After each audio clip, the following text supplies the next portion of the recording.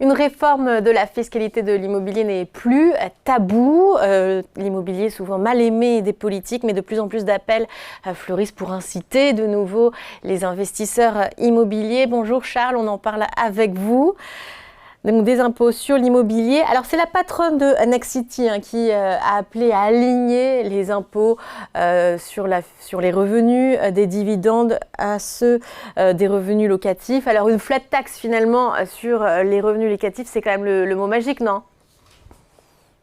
C'est le mot magique, et puis bonjour Aude, bonjour tout le monde. Non seulement c'est le mot magique, mais c'est que surtout on a un immense problème, un terrible problème sur la fiscalité immobilière. Alors faisons un tout petit peu d'histoire, remontons au début et à l'élection première d'Emmanuel Macron, l'improductif, et donc le président de la République le dit dès le départ, je vais taxer ce qui est improductif pour détaxer ce qui est productif. Et il va classer dès le départ l'immobilier dans de l'improductif et dans du non délocalisable. Et donc on va avoir une forme de matraquage fiscal. À ceci va se rajouter d'ailleurs, et c'est important, la suppression de la taxe d'habitation. Et cette taxe d'habitation, qui était une assiette large, puisqu'elle reposait sur tous, donc que ce soit les propriétaires occupants ou les locataires, c'était celui qui habitait le logement qui payait cette taxe d'habitation. Et on constate depuis la suppression de la taxe d'habitation une envolée, quasiment un doublement, pour faire simple, de la taxe foncière qui est uniquement payée par les propriétaires. Donc cette taxe foncière qui est payée par les propriétaires vient radicalement diminuer le rendement locatif. À cela, vous ajoutez que il faut que nos auditeurs comprennent comment sont imposés les revenus de la location des méchants multipropriétaires, exploiteurs de gentils locataires. C'est beaucoup plus compliqué que ça. La réalité, c'est que si vous avez un petit peu de revenus et que vous êtes dans une tranche ne serait-ce qu'à 30%, votre tranche d'imposition à 30%, et bien là-dessus, vous rajoutez les prélèvements sociaux, CSG, CRDS, donc 17,2%, ce qui veut dire qu'au minimum, les revenus fonciers sont imposés à 47,2%. Ça, c'est le minimum. La réalité, c'est que ça monte à plus de 60%. Voilà. Ça monte à plus de 60% pour les gens qui sont le plus fortement imposés. Or, si vous êtes riche, ça veut dire que vous êtes imposé dans la tranche à 41 ou 45%, auquel il faut rajouter les 17,2 de prélèvements sociaux. Donc, on est à 58 ou 62% environ d'imposition sur les revenus fonciers. À ceci, si vous ajoutez les taxes foncières, l'entretien du logement, que vous prenez en considération les DPE, les diagnostics énergétiques qui nécessitent de faire des travaux. Et je n'ose à peine évoquer avec vous le fait d'éventuellement rajouter les taux d'intérêt à 5% si on emprunte à 25 ans avec l'assurance. Et la coupe est pleine. Et donc, évidemment, vous n'avez plus personne pour investir dans l'immobilier. Et donc, c'est la crise que nous connaissons. Et quand on a une crise de l'immobilier, c'est pas grave. Vous savez, Aude, une crise de l'immobilier, elle n'est pas grave si elle touche que les multipropriétaires qui sont riches, entre guillemets, qui ont des revenus par ailleurs, etc. Ils ne vont pas se retrouver à la rue. Le problème, c'est que si on arrête d'investir et si ces méchants multipropriétaires arrêtent d'investir, eh bien, la crise immobilière se transforme en crise du logement. Et ça, une crise du logement, c'est beaucoup moins drôle pour l'ensemble de nos concitoyens parce que ça veut dire qu'on n'arrive pas à se loger et qu'il n'y a pas assez de biens à la location, notamment, et c'est la crise terrible qu'on a dans les grandes villes. Oui, c'est ce qu'on commence à voir quand même en ce moment aussi. Le marché de la location est très tendu. C'est ça qui alerte le gouvernement et qui appelle à un certain réalisme. On sait que Gabriel a fait quand même plusieurs annonces sur ça. Qu'est-ce qu'on peut attendre là de la part du gouvernement ? Alors, je ne sais pas ce qu'on peut attendre, je vous le dis très sincèrement, je ne sais pas ce qu'on peut attendre aujourd'hui du gouvernement sur l'immobilier, pour une simple et bonne raison, Aude, c'est que nous sommes dans une situation financière qui n'aura échappé à aucun de nos auditeurs et spectateurs, c'est que la France, elle a 3100 milliards d'euros de dettes, et qu'avec de telles dettes, c'est compliqué de baisser la fiscalité. Pourtant, il faudrait effectivement le faire sur l'immobilier. Quelles sont les marges de manœuvre du gouvernement ? Quels seront les arbitrages qui vont être rendus ? C'est pas évident. honnêtement, moi j'ai surtout l'impression qu'on risque encore un alourdissement de la fiscalité. Et regardez d'ailleurs le débat du côté de nos amis américains, outre-Atlantique. On ne va pas vers moins de fiscalité, on va vers plus de fiscalité avec ce projet de Joe Biden, qui pour le moment est un projet, qui n'est pas dans les faits, mais c'est un projet de Joe Biden, un projet dans le cadre de la campagne électorale aux États-Unis, d'imposer justement les bénéfices, les plus-values, plutôt à 45%. Bon. Donc, alors que Trump avait baissé, je ne veux pas dire de bêtises, mais je crois que c'est 25%. Donc, Joe Biden veut remonter les taux d'imposition. Pourquoi ? Parce qu'il faut payer les intérêts de la dette, qui aujourd'hui, avec l'augmentation des taux, dépasse aux États-Unis les 1 000 milliards de dollars par an. Mais pour nous, c'est exactement la même problématique en France et en Europe. Il faut payer les intérêts de la dette et donc il faut plutôt avoir plus d'impôts que moins d'impôts, ne serait-ce que pour payer les intérêts de la dette. Est-ce que des arbitrages vont être rendus en faveur de l'immobilier ? C'est pas sûr. Il faudrait le faire, mais c'est loin d'être sûr. Et puis politiquement, c'est pas forcément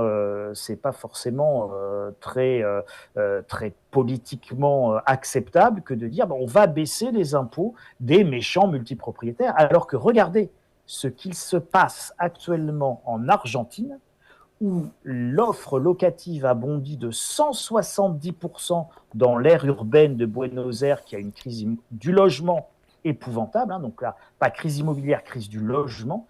Pourquoi ? Parce que le gouvernement argentin, sous l'aimable pression du nouveau président Milei, a tout simplement dérégulé complètement le marché immobilier. Il a supprimé les contrôles de loyer, il a supprimé toutes les règles et toutes les contraintes et tout le carcan fiscalo-administratif autour de l'immobilier, et le résultat ne se fait pas attendre, c'est quasiment immédiat. Vous avez une envolée de l'offre à la location. Je vous donne juste 2 chiffres. L'envolée en Argentine est de 170% de logements supplémentaires mis sur le marché. À Paris, en France, capitale de la France, depuis 3 ans, les mises en location ont chuté de 74%, Aude. 74% de logements en moins mis à la location. On a un énorme problème. Eh ben voilà, on a une solution, c'est d'aller à Buenos Aires. En tout cas, si on veut rester à Paris, en France, sur l'immobilier neuf, il y a ça aussi, le dispositif Pinel Plus, qui va toucher à sa fin à la fin de l'année. Et là, finalement, il ne sera pas remplacé. C'est quand même là aussi dommage, non, Charles ? Alors, c'est dommage, je ne suis pas sûr. Vous voyez, par exemple, c'est la présidente de Nexity, Valérie Bédag, qui a justement fait cette proposition d'aligner la fiscalité de la location sur l'ensemble des autres placements, parce que, et sa proposition est très pertinente. Et je vais vous dire pourquoi. Parce que on n'investit pas comme ça de manière théorique. Quand on est un investisseur et qu'on a 100 000 euros à investir, on va comparer les différentes classes d'investissement qui s'offrent à nous. Et on va aller là où il y a le plus d'intérêt à aller.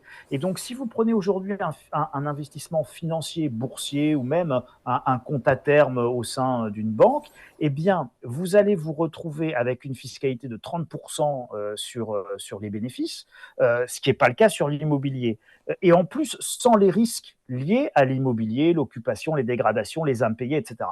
Donc, vous avez tout intérêt aujourd'hui à opter pour un placement financier plutôt qu'à opter pour un placement dans l'immobilier. Donc, par rapport à ce que vous dites sur le Pinel, qui est effectivement une très bonne question, a-t-on besoin d'une loi de défiscalisation ? Et ce qui est sous-entendu dans les propos de Madame Bédag, la présidente de Nexity, je me permets de parler à sa place, c'est peut-être pas forcément ce qu'elle a dit, mais c'est comme ça que moi je l'interprète, c'est finalement, ne faisons pas une nouvelle loi de défiscalisation, mais soyons intelligents et mettons l'investissement immobilier sur la même fiscalité que les autres. Et c'est peut-être une excellente idée, et à mon sens, ça serait beaucoup plus vertueux. Et je vais vous dire pourquoi. Il faut arrêter de taxer plus pour après faire des lois pour détaxer. Et donc, on fiscalise pour après faire de la défiscalisation. Tout ça n'a pas de sens. Il faut sortir de cette logique-là. Il faut arrêter de taxer plus pour qu'après l'État prenne plus d'argent pour redistribuer en fonction de là où ça ne va pas. Il faut sortir de là. Il faut que l'État se ressorte vraiment de cette mainmise de tout sur tout pour tout et de cet hyper-contrôle de tout. Allégeons la fiscalité, alignons-la, celle de l'immobilier, celle des placements financiers, et vous verrez déjà, ça ira sans doute beaucoup mieux, surtout si on rajoute là-dessus le fait de desserrer un certain nombre de règles administratives qui aujourd'hui étouffent complètement les investisseurs, et je pense notamment au contrôle des loyers, au contrôle des prix. Oui, puis ce serait totalement dans la lignée de la simplification, même administrative, mais aussi fiscale, voulue en ce moment. Juste une dernière question, peut-être sur l'effet Jeux Olympiques. On sait que le marché est quand même un peu figé en ce moment. On a beaucoup justement de propriétaires qui attendent à l'après-JO pour peut-être remettre leurs biens en location ou non. Ça va dépendre. Justement, ça pourrait être le coup, le moment salvateur pour l'immobilier, que vraiment là, le gouvernement prenne conscience qu'il faut faire quelque chose. Il faut que le gouvernement prenne conscience qu'il a étouffé le marché immobilier. Vous ne pouvez pas avoir de l'inflation, une hausse de la fiscalité qui est phénoménale, notamment avec la taxe foncière, un effondrement donc du rendement locatif. Vous ne pouvez pas avoir au même moment le fait que le gouvernement vous impose des rénovations qui sont extrêmement lourdes. Et j'attire votre attention là-dessus. Vous vous rendez compte que quand on demande à un propriétaire d'investir dans la rénovation de son logement, dans un marché baissier, il n'a pas de retour sur investissement. C'est la première fois au monde, dans l'histoire économique de l'humanité tout entière, que celui qui est investi n'est pas celui qui obtient le retour sur investissement. Et notre gouvernement de vedette et d'as de la finance se demande pourquoi ça ne marche pas. Mais c'est simple, demander à un propriétaire d'investir 60 000 € dans la rénovation énergétique de son logement pour qu'un locataire puisse économiser 350 € par an sur sa note de chauffage. Et nos vedettes du gouvernement se disent « Oh ben c'est quand même étrange, ça n'a pas l'air de fonctionner. » Vous m'auriez demandé, je vous aurais expliqué pourquoi. C'est assez simple à comprendre.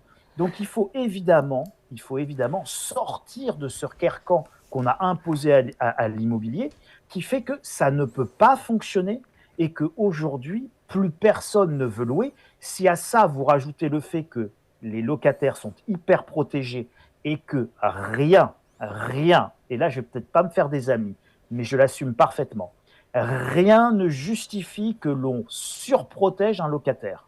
Et c'est exactement ce qu'a dit Milley. Et Milley a raison là-dessus. On n'a pas à surprotéger un locataire. La location d'un logement est un contrat librement consenti entre deux personnes sur un bien qui a été visité. Il n'y a aucun mensonge. On voit l'état du bien, on voit l'état du loyer, on voit le prix du loyer. Ça plaît pas, on a le choix, on n'a pas le choix. Bref, il ne faut pas surprotéger les locataires. Quand on surprotège les locataires, eh bien, les propriétaires ne veulent plus louer. Et quand les propriétaires ne veulent plus louer, ils préfèrent payer les taxes des logements vacants. Et donc, que pense la mairie de Paris? La mairie de Paris ne se dit pas on va desserrer le carcan. La mairie de Paris dit on va aller saisir les logements vacants. On va prendre les logements vacants pour les forcer à être mis en location. Mais une fois que vous aurez fait ça à Paris, et une fois que vous aurez forcé les propriétaires à louer les logements vacants, ça peut sembler une très bonne idée à court terme. Mais à moyen et long terme, qu'est-ce qui va se passer? C'est très simple. Plus jamais vous n'aurez quelqu'un qui a de l'argent qui ira investir dans l'immobilier, puisqu'on va le forcer à louer à des locataires surprotégés dont il ne peut rien maîtriser. Et donc, qu'est-ce qui se passera? Vous aurez non pas une crise immobilière, mais une crise du logement telle que l'on ne l'a jamais vue, puisque je rappelle quand même au passage que l'État n'a pas d'argent pour construire. Alors, redevenons raisonnables. Le mieux est toujours l'ennemi du bien. Soyons simplement raisonnables dans la manière de gérer les relations locataires-propriétaires et évidemment la fiscalité de cet ensemble. Nous manquons cruellement de sagesse et de pragmatisme. Raisonnable et pragmatique. Merci beaucoup, Charles Sana, d'avoir été avec nous aujourd'hui. Merci Aude, merci tout le monde.